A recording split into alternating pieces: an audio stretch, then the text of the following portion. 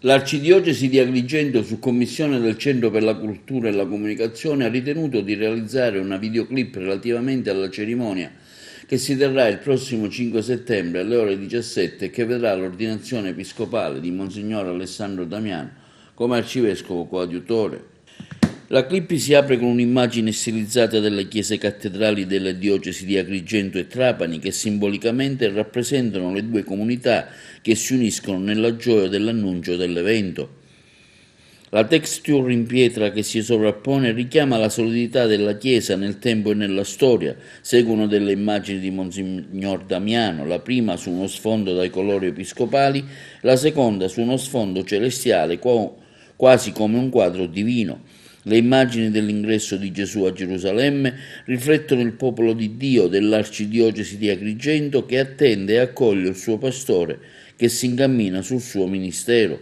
L'animazione dell'affresco presente nella bisside della Basilica Cattedrale San Gerlando di Agrigento anticipa la cornice dentro la quale avrà luogo l'ordinazione, sotto gli occhi dei santi che hanno vissuto e testimoniato Cristo in diocesi, nonché sotto lo sguardo e la volontà della Santissima Trinità che con la Vergine custodiranno e guideranno questo ministero.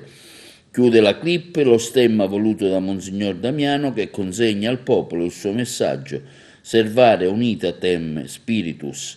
L'ideazione e la realizzazione è fatta da Calo Castro, la voce di Miriam Di Rosa, l'editing di Maurizio Fallea, la musica sulla cattedra di Pietro di Monsignor Frisina e il coordinamento generale di Don Carmelo Petrone.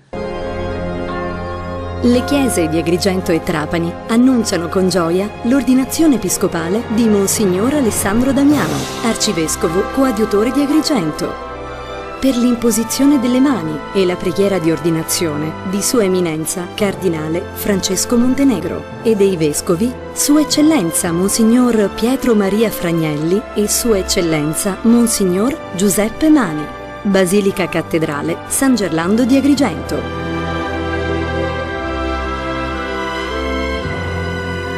Sabato 5 settembre 2020, ore 17:30.